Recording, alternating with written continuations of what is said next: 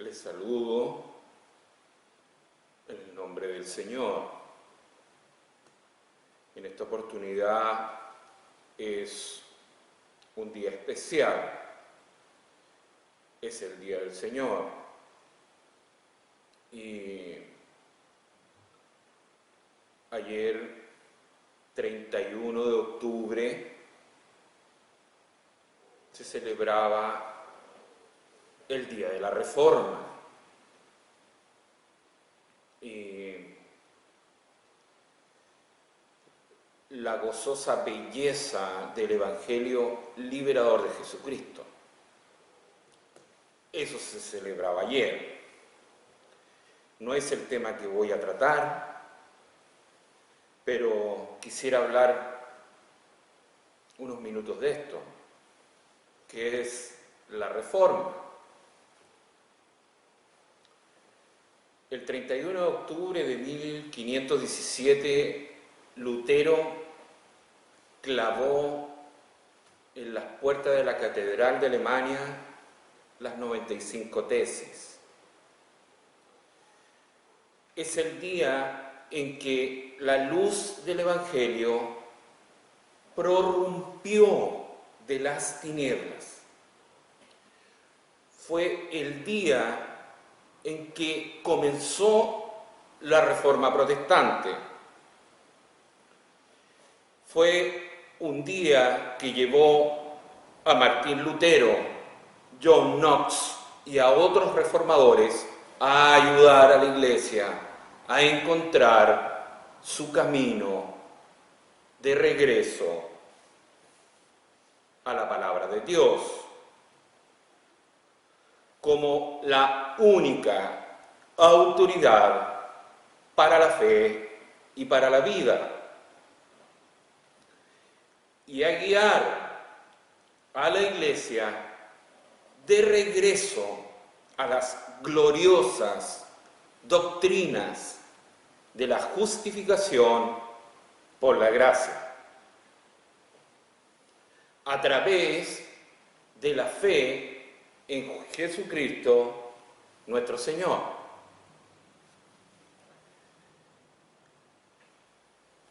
Este día encendió el fuego de los esfuerzos misioneros, motivó la composición de himnos y el canto congregacional y promovió la centralidad del sermón y la predicación para el pueblo de Dios.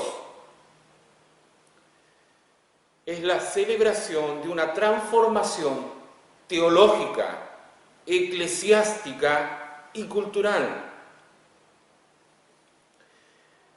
Es por eso que celebramos el Día de la Reforma. Este día nos recuerda que debemos estar agradecidos por nuestro pasado y al monje convertido en reformador.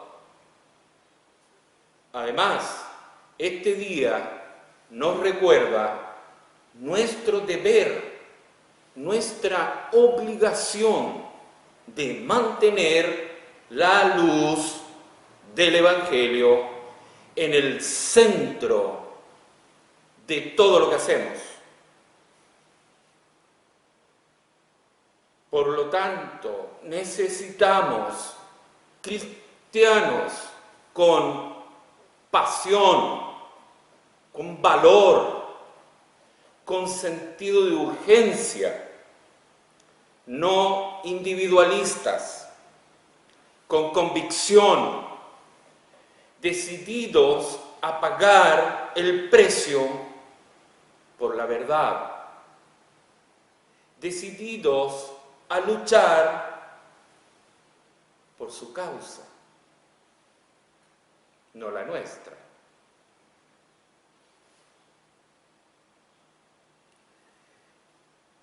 No olvidemos que fuimos, somos y seremos santificados o apartados mediante la ofrenda del cuerpo de Jesucristo hecha una vez y para siempre. Ahora, 500 años después, la Iglesia Católica Romana aún no ha sido reformada. Roma todavía repudia la justificación, que es por la fe sola. Entienden que pueden hacerlo porque no ven las Escrituras como la autoridad suprema. Y debido a que las Escrituras están tan relegadas, no se fomenta la alfabetización bíblica y por lo tanto millones de personas todavía se mantienen alejados de la luz de la palabra de Dios. La doctrina de la justificación, que es por la fe sola, es evitada rutinariamente por ser considerada insignificante, errada o desconcertante. Ahora no es momento de ser tímidos en cuanto a la justificación o la autoridad suprema de las Escrituras que la proclaman. La justificación por la fe solo no es una reliquia de los libros de historia. Hoy permanece como el único mensaje realmente liberador. El mensaje con el poder más profundo para hacer que los humanos se desarrollen y florezcan.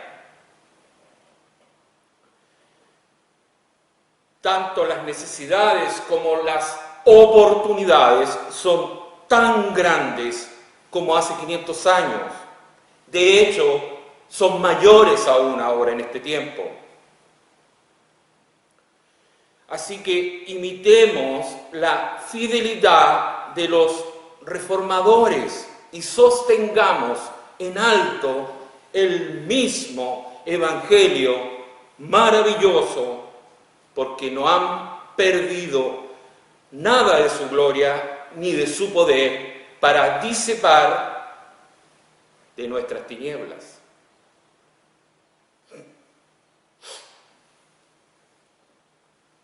De hecho, tenemos nuestras Escrituras traducidas en todos los idiomas, en todo el mundo, gracias a la Reforma.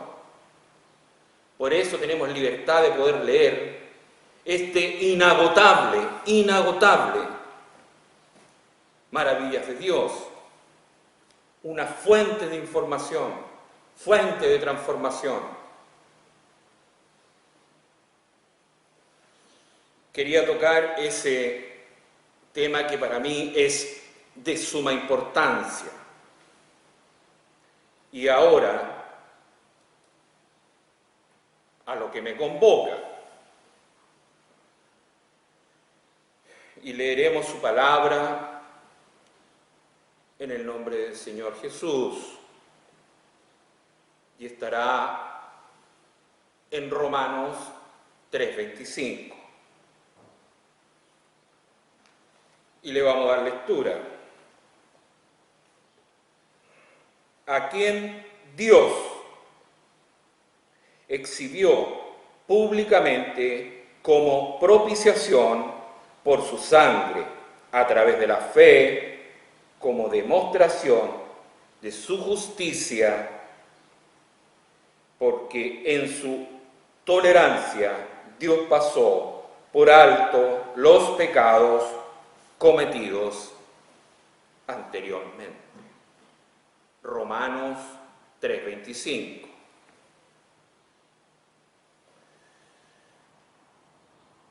Vamos a hablar de propiciación.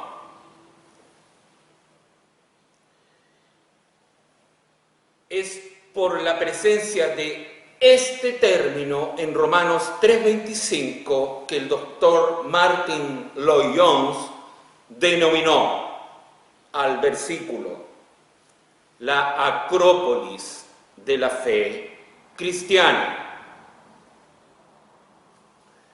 En contexto, este versículo, el discurso de Pablo sobre la depravación del hombre y el justo juicio de Dios, resalta el significado de la palabra. Un término poco común.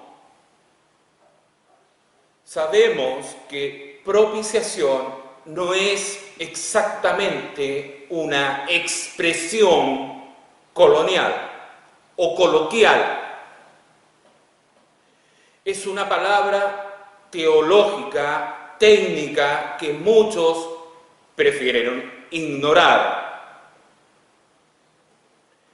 Pero el concepto que la palabra comunica es tan importante para entender el Evangelio bíblico que no podemos ser ignorantes de lo que significa y a la vez comprender el Evangelio correctamente. El significado básico es apaciguamiento o satisfacción. En la Escritura se refiere al apaciguamiento de la ira de Dios por medio de su justicia.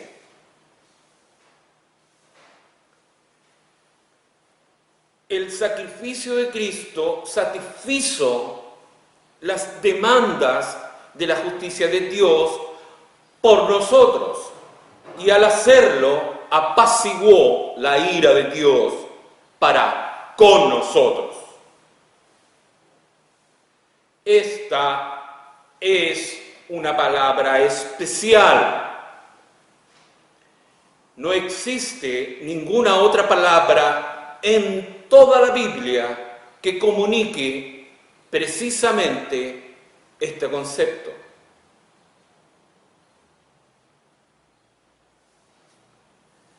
La justicia de Dios.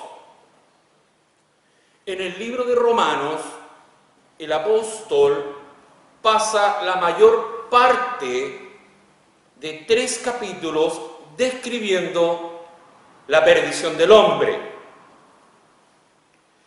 El gran tema del libro es la justicia o rectitud moral de Dios.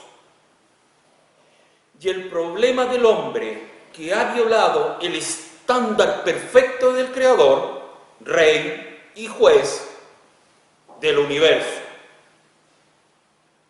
El hombre es deudor a la justicia y esto resulta en su sujeción imparcial a su condenación legal. Esta condenación se manifiesta por el castigo justo infligido por Dios por medio de retribución temporal y eterna.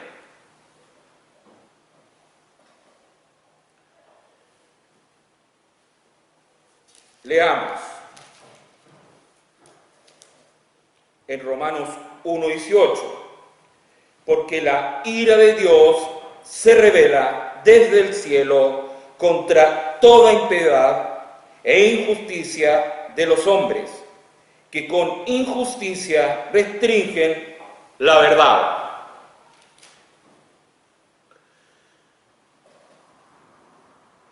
La manifestación de la ira de Dios corresponde a la magnitud de la gravedad de las violaciones de la ley que el hombre ha cometido.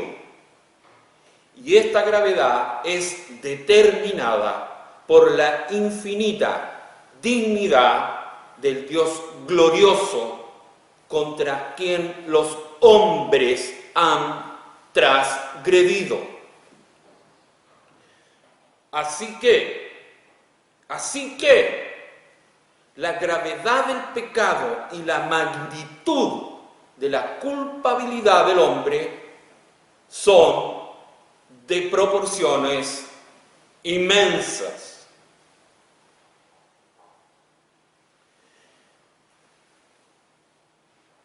Porque ofenden y detractan de la gloria de un Dios que es infinitamente digno de ser honrado y glorificado.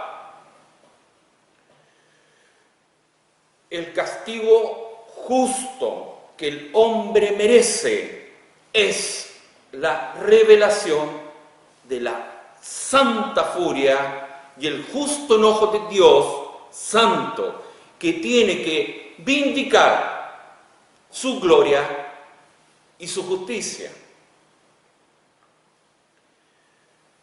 Además, el hombre peca continuamente, acumulando cada vez más castigo para la eternidad futura.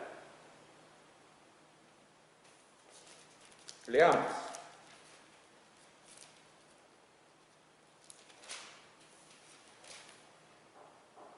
En Romanos 2:5. Mas por causa de la terquedad de su corazón no arrepentido, estás acumulando ira para ti en el día de la ira y de la revelación del justo juicio de Dios.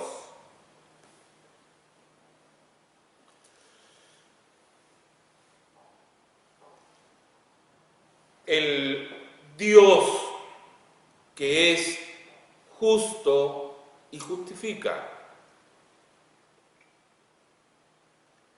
Esto nos lleva al dilema. Dios no puede negar su gloria y no puede impugnar su justicia. La vindicación de su justicia en el castigo del pecador es absolutamente necesaria para la vindicación de su gloria ofendida.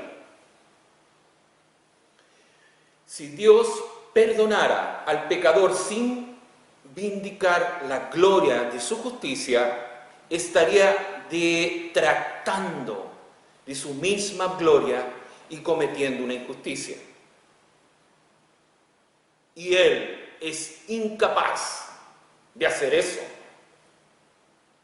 Entonces, ¿cómo puede Dios ser justo y a la vez justificar al pecador? El apóstol soluciona este dilema con la introducción de la palabra propiciación.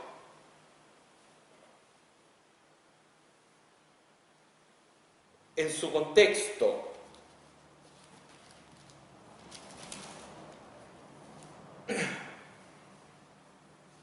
lo voy a leer del 23 al 26. Por cuanto todos pecaron y no alcanzan la gloria de Dios, siendo justificados gratuitamente por su gracia, por medio de la redención, que es Cristo Jesús, y a quien Dios exhibió públicamente como propiciación por su sangre a través de la fe, como demostración de su justicia, porque en su tolerancia Dios pasó por alto los pecados cometidos anteriormente, para demostrar en este tiempo su justicia, a fin de que Él sea justo y sea el que justifica al que tiene fe en Jesús.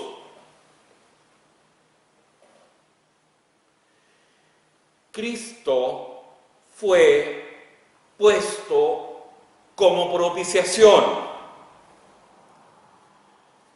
Es decir, Dios el Padre puso a su propio Hijo como un sacrificio que apacigua la ira de Dios Todopoderoso, y lo hace por el pecador en lugar del pecador. Leamos.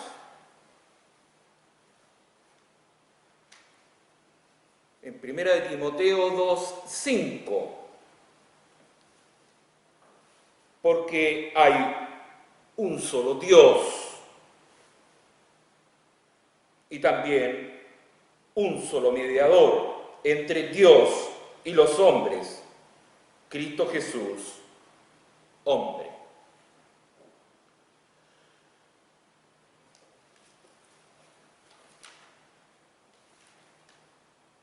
En 1 de Pedro 3:18, porque también Cristo murió por los pecados una sola vez, el justo por los injustos, para llevarnos a Dios, muerto en la carne, pero vivificado en el Espíritu.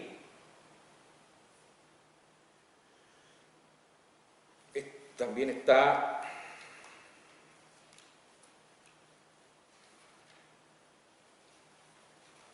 en 2 de Corintios 5:21. Al que no conoció pecado, le hizo pecado con nosotros, para que fuéramos hechos justicia de Dios en él. Este castigo era la plenitud de la santa furia, de la justicia e ira de Dios contra el pecado de los pecadores escogidos. Atesore ese concepto, pecadores escogidos. Por esto oró el Señor en el huerto de Getsemaní: Padre, si quieres, pasa de mí esta copa. Lucas 22:42. ¿Qué estaba en la copa? ¿Se lo ha preguntado? ¿Qué estaba en la copa? El aborrecimiento santo de Dios contra los pecadores. Eso está. Sobre los malos hará llover calamidades, fuego y azufre y viento abrasador sobre la porción del cáliz de ellos. Salmo 11, 5, 6.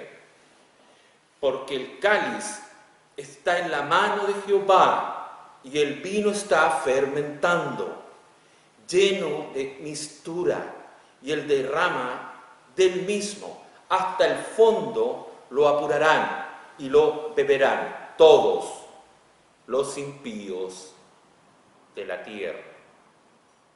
Salmo 75, 8. Cristo tomó el lugar legal del malo, del impío, delante de Dios, y sufrió como vicario. En la cruz, el Hijo de Dios fue bautizado en el fuego de nuestro infierno.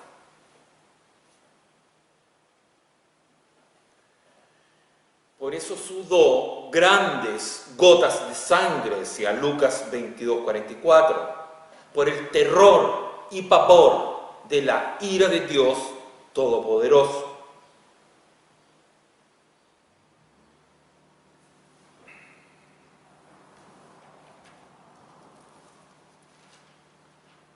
Veamos en Gálatas 13, 14. Cristo nos redimió de la maldición de la ley, habiéndose hecho maldición por nosotros, porque Cristo está maldito todo el que cuelga del madero, a fin de que en Cristo Jesús la bendición de Abraham viniera a los gentiles, para que recibiéramos la promesa del Espíritu mediante la fe. En Romanos 5, 10, 11, porque todos nosotros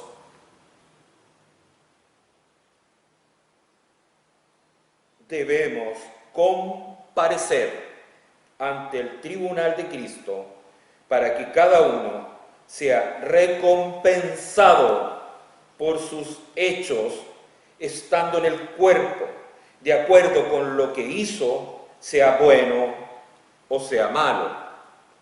Por tanto, conociendo el temor del Señor, persuadimos a los hombres, pero a Dios somos manifiestos, y espero que también seamos manifiestos en vuestras conciencias.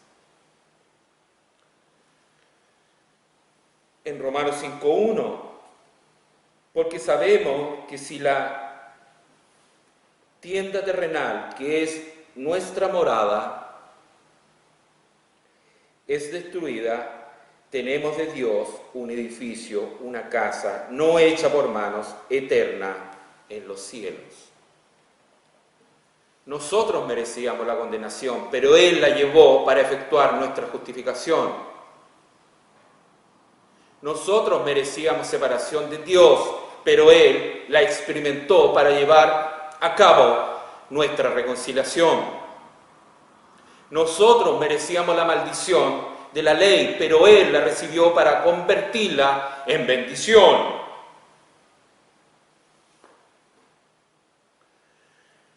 Nosotros merecíamos la ira de Dios, pero Él la sufrió para convertirla en favor eterno.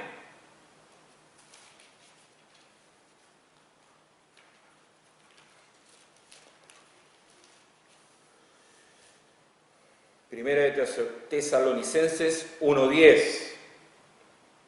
Y esperar de los cielos a su Hijo, al cual resucitó de entre los muertos, es decir, Jesús, quien nos libra de la era venidera. La propiciación es el aspecto de la obra de Cristo que convierte la ira de Dios en favor para todos los que abrazan el Evangelio. Cristo cumplió la justificación de la ley y sufrió la penalidad de la ley a fin de satisfacer la demanda positiva y sufrir consecuencias negativas de la propia ley. De esta manera, Dios ahora puede perdonar al pecador sin negar su justicia de su ley, porque esa justicia fue cumplida en Cristo. Ahora, Dios puede ser justo y a la vez justificar al transgresor, porque es justo que Dios perdone al pecador que confía en Jesús. De hecho, tan perfecta y eficaz y suficiente es la obra de satisfacción de Cristo que ahora sería injusto que Dios no perdone al creyente que está en Cristo. Dios es glorificado en la salvación del impío creyente porque su justicia ha sido satisfecha y vindicada en esa cruz. Aleluya.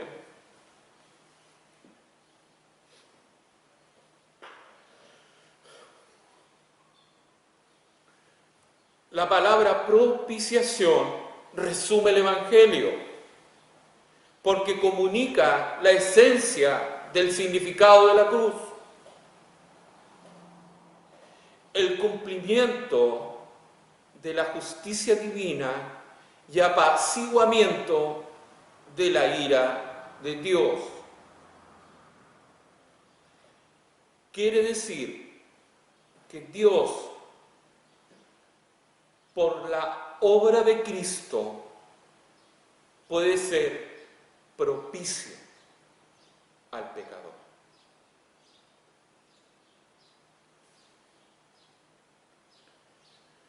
Por medio de su obra en la cruz, Jesús satisfizo las demandas de la justicia de Dios con respecto a nuestra deuda, nuestro estado de enemistad y nuestro crimen.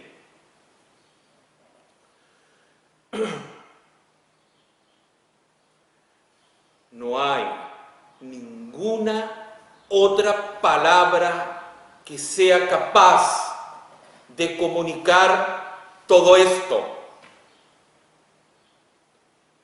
Propiciación es una palabra gloriosa.